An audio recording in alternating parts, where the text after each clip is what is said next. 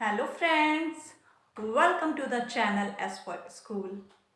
आज हम pre primary admission के बारे में बात करेंगे। फ्रॉम द लास्ट 2 इयर्स इस पैंडेमिक सिचुएशन की वजह से ऑनलाइन सब कुछ हो चुका है। एजुकेशन भी ऑनलाइन हो चुकी है। कुछ बच्चों को एजुकेशन मिली है, कुछ को नहीं मिली है। तो इस टाइम पेरेंट्स बहुत ज़्यादा कंफ्यूज्ड हैं कि हमारे बच्चा इतने साल का हो चुका है, उसे इस टाइम किस क्लास में होना चाहिए।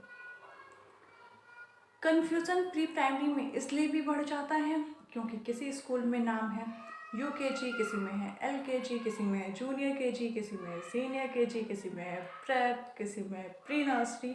तो पेरेंट्स को समझ में नहीं आता हमें अपने बच्चे का एडमिशन किस क्लास में कराना है। जैसे कि अगर हम फॉर्मल एजुकेशन की बात करें, प्राइमरी एजुकेशन की, प्राइमरी एजुकेशन कंपलसरी होती है। हमें पता है कि क्लास 1 में बच्चे का एडमिशन हो रहा है, चाहे वो आईसीएसई बोर्ड हो, सीबीएसई बोर्ड हो, आईबी हो, स्टेट बोर्ड्स हो।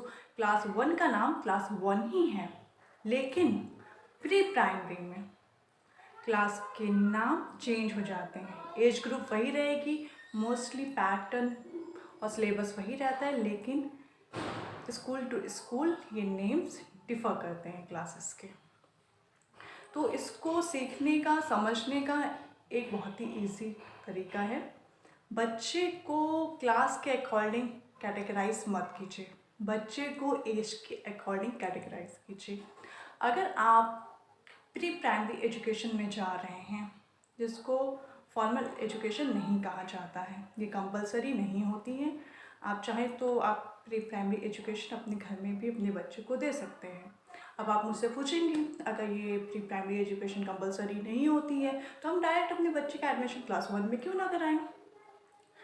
अगर आपके बच्चे को सब कुछ आता है और वो उस एज ग्रुप का है 5 to 7 ईयर्स के बीच में, तो डेफिनेटली आपको क्लास 1 में कराना चाहिए। लेकिन क्लास 1 का सिलेबस इतना ज़्यादा होता है कि उसके लिए बच्चे को पहले से प्रिपेयर होना बहुत ज़रूरी है। बहुत सारी चीज़ें हैं जो कि क्लास 1 के टॉपिक सिमिलर होते हैं प्री प्राइमरी क्लासेस के टॉपिक के, लेकिन उसके बाद भी वहाँ पे वेरिएशन बहुत ज़्यादा हो जाता है। बच्चे को पीछे की बहुत सारी नॉलेज होना ज़रूरी होती है, उसे राइटिंग स्किल्स आनी चाहिए। वहाँ पे सब कुछ फटाफट कैसे राइटिंग में होने लगता है। जब बच्चों को बेसिक नहीं आएगा तो वो क्लास 1 उसके लिए बहुत ज़्यादा टिपिकल हो जाता है। इस वजह से ज़्यादातर पेरेंट्स प्री प्राइमरी एजुकेशन अपने बच्चे को दिलाते हैं। अब हम एडमिशन की बात कर रहे हैं। एडमिशन के लिए आप 5 ऑनवर्ड्स, 5 to 7 ईयर्स क्लास 1 है, तो उससे पहले की ईयर्स में हम प्री प्राइमरी एजुकेशन कराते हैं। तो इसको आप बच्चे की एज को 3 कैटेगरीज में डिवाइड कर लीजिए। एक एज ग्रुप हो गई आपकी 2.6 ईयर्स टू 3.6 ईयर्स। एक एज ग्रुप हो गई आपकी 3.6 ईयर्स टू 4.6 ईयर्स। एक एज ग्रुप हो गई आपकी 4.6 years to 5.6 years, plus minus 6 months. Plus minus 6 months का मतलब क्या है? जैसे कि आपको मैंने फर्स्ट बताई 2.6 years to 3.6 years, plus minus 6 months का मतलब है कि इसमें 6 मंथ्स हम ऐड भी कर सकते हैं बच्चे की एज में और माइनस भी कर सकते हैं। अब हमारे पास 365 डेज है इन अ ईयर। अब ज़रूरी थोड़ी ना कि कट ऑफ डेट अगर कुछ दी गई है उस टाइम बच्चा उस एज को अटेंड ही कर रहा हो। किसी दिन भी बच्चे की डेट ऑफ बर्थ हो सकती है। तो ये फ्लैक्सिबिलिटी 90% ऑफ स्कूल्स हमें प्रोवाइड करते हैं, लेकिन 10% स्कूल बिल्कुल फ्लैक्सिबल नहीं होते। अगर वो कह रहे हैं कि नर्सरी के लिए मुझे सपोज करिए 3 to 4 ईयर्स ऑफ एज चाहिए, तो अगर बच्चा 3 to 4 ईयर्स का है तब तो वो नर्सरी में एडमिशन देंगे। अगर 4 ईयर्स 1 मंथ का भी हो गया और वो फ्लैक्सिबल नहीं है तो वो एडमिशन नहीं देंगे। ऐसे 10% स्कूल्स होते हैं। अब हम बात करते हैं फर्स्ट एज ग्रुप की, that is 2.6 years to 3.6 years.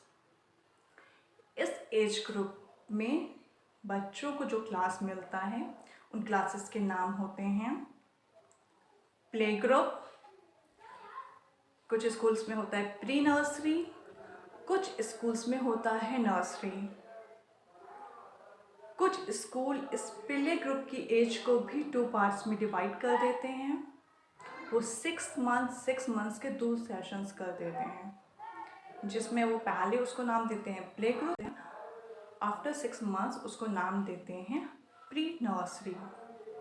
ठीक है, तो इसमें आपको कन्फ्यूज़न नहीं होना चाहिए। अगर बच्चा 2.6 ईयर्स टू 3.6 ईयर्स का है ±6 मंथ्स, तो वो प्ले ग्रुप में होगा या प्री नर्सरी में होगा, या कुछ स्कूल्स उस एज ग्रुप के क्लास को नर्सरी नाम भी देते हैं। इसमें मेनली बच्चे को खेल खेल में सब कुछ सिखाया जाता है। उसे पेंसिल पकड़ना, fine motor skills, cross motor skills और बहुत सारी चीज़ें खेल खेल में सिखाई जाती हैं। राइटिंग ज़्यादा नहीं होती है, मेनली ओवरली उसको सब कुछ बताया जाता है। अब नेक्स्ट हम एज ग्रुप पे आते हैं। Next age group is 3.6 years to 4.6 years ±6 months. इस एज ग्रुप में बच्चे को मेनली लिखना और पढ़ना दोनों सिखाया जाता है। जैसे कि ABCD होगी, कैपिटल लेटर्स हो गए, स्मॉल लेटर्स हो गए, 1 to 20 नंबर्स हो गए। कुछ स्कूल्स हिंदी इंट्रोड्यूस करते हैं, कुछ स्कूल्स हिंदी इंट्रोड्यूस इस एज ग्रुप में नहीं करते हैं। जो स्कूल्स हिंदी इंट्रोड्यूस करते हैं वो स्वरमाला भी बच्चे को इसी क्लास में सिखा देते हैं। कुछ लोग फोनिक्स इंट्रोड्यूस कर देते हैं और कुछ स्कूल फोनिक्स इस एज ग्रुप में नहीं इंट्रोड्यूस करते हैं। तो ये स्कूल पे डिपेंड करता है कि वो क्या कह रहे हैं। अब इस एज ग्रुप में जो बच्चे होते हैं उनके क्लासेस को कहा जाता है LKG, लोअर किंडरगार्टन। इसी का दूसरा नाम है जूनियर KG, जूनियर किंडरगार्टन। कुछ स्कूल्स में इसको नर्सरी भी कहा जाता है। ठीक है, जहाँ पे पहले प्ले ग्रुप था या प्री नर्सरी था, वो अब जो है इसको क्या बोलेंगे, नर्सरी या LKG या JKG। It's clear. इसमें भी बच्चों को बहुत सारी चीज़ें सिखाई जाती हैं। अब next is upper KG, senior kindergarten या KG। जिसने इस सेकंड वाले एज ग्रुप वाले बच्चों को नर्सरी का इस क्लास में कहा गया था, उसका ये वाला क्लास KG कहलाता है। जिसका LKG कहा गया था या जूनियर KG कहा गया था, उसका ये वाला क्लास सीनियर KG या UKG कहलाता है। ठीक है, अब आपको धीरे धीरे समझ में आ रहा है कि नेम्स में इतना वेरिएशन क्यों होता है। दिल्ली बोर्ड में इस ना KG का कॉन्सेप्ट है, ना सीनियर KG, ना अपर किंडरगार्टन। वहाँ इस क्लास को प्रेप कहा जाता है। इस एज ग्रुप में बच्चे को कैसे राइटिंग सिखाई जाती है। 2 लेटर्स कंबाइन करके वर्ड्स बनवाते हैं, 3 लेटर्स 4 लेटर्स ज्वाइन करके वर्ड्स बनवाए जाते हैं। फोनिक्स अच्छे से सिखाया जाता है। काउंटिंग अप टू 100 और कुछ स्कूल्स में तो ज़्यादा भी होती है। कुछ स्कूल्स में टेबल्स भी इंट्रोड्यूस कराए जाते हैं। थोड़ा सा एडिशन, थोड़ा सा सब्ट्रैक्शन भी सिखाया जाता है। और GK के तो जो पुराने नॉर्मल टॉपिक्स होते हैं वही थोड़ा सा डिटेल में पढ़ाए जाते हैं। फिर कुछ लोगों ने प्ले ग्रुप या ये फर्स्ट वाली 2.6 to 3.6 ईयर्स वाली एज मिस कर दी होगी।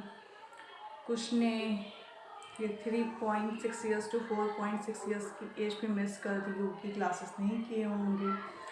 कुछ अब चाह रहे होंगे एडमिशन। तो अगर आपका बच्चा 4.6 ईयर्स का है या ±6 मंथ, तो प्लीज़ उसको 1 महीने में आप सिखाना चाहें तो सिखा दीजिए। चीज़ें जो पहले की हैं अगर उसे आती हैं तो प्लीज़ उसका एडमिशन UKG में कराइए। सबसे ज़्यादा डाउट यहीं पे आता है पेरेंट्स को कि हम UKG में एडमिशन लें या LKG में एडमिशन प्रीवियस क्लास में एडमिशन कराएं। तो प्लीज़ अगर आता है बेसिक्स, ABCD आती है, 1 to 20 आता है, थोड़ा सा लिखना आता है, थोड़ा थोड़ा वो EVS जानता है, उससे कुछ चीज़ों की नॉलेज है, तो डेफिनेटली गो फॉर UKG। अब UKG में आप टीचर्स भी चेक करते हैं बच्चे को कि अगर वो प्रीवियस क्लास से UKG में आ रहा है सेम स्कूल में, तब तो कोई प्रॉब्लम नहीं है। अगर उसने पहले क्लास नहीं की है या आप स्कूल चेंज कर रहे हैं तो UKG में जो है एग्ज़ाम होता है बच्चे का, कुछ स्कूल सिर्फ रिटन एग्ज़ाम लेते हैं, कुछ रिटन ओरल दोनों लेते हैं, कुछ सिर्फ ओरल एग्ज़ाम्स लेते हैं। तो क्या क्या टॉपिक्स होते हैं, एक बहुत इंपॉर्टेंट टॉपिक है ओरल का, that is transportation. Mainly transportation her exam में पूछा जाता है, हर स्कूल में पूछा जाता है। कलर्स पूछे जाते हैं, शेप्स पूछे जाते हैं, माय बॉडी पार्ट्स पूछे जाते हैं। कुछ स्कूल में प्लांट्स के बारे में भी पूछते हैं, कुछ स्कूल्स में इंडोर आउटडोर गेम्स के बारे में भी पूछा जाता है। थोड़ा सी राइटिंग करवाई जाती है, काउंटिंग सुनते हैं, ABCD देखते हैं उसे कितनी आती है, पिक्चर्स को बच्चा पहचान पा रहा है कि नहीं पहचान पा रहा है, ये सारी चीज़ें टेस्ट में आती हैं। कुछ स्कूल जो ये सेकंड वाली एज ग्रुप होती है, इसमें भी एडमिशन के टाइम एग्ज़ाम या इंटरव्यू कंडक्ट कराते हैं, लेकिन ये ज़्यादा टिपिकल नहीं होता है। नॉर्मली ABCD पूछ लेते हैं, या थोड़ा थोड़ा शेप्स हो गए, नॉर्मल कलर्स हो गए, ये सब पूछ लेते हैं। तो फ्रेंड्स, ये थी आज की वीडियो। इसमें मैंने कोशिश की है कि मैं आपको अच्छे से हर चीज़ एक्सप्लेन कर दूँ। अगर अच्छी लगी हो तो प्लीज़ लाइक कर दीजिएगा, शेयर कर दीजिएगा और चैनल सब्सक्राइब कर लीजिएगा। Thanks for watching. बाय।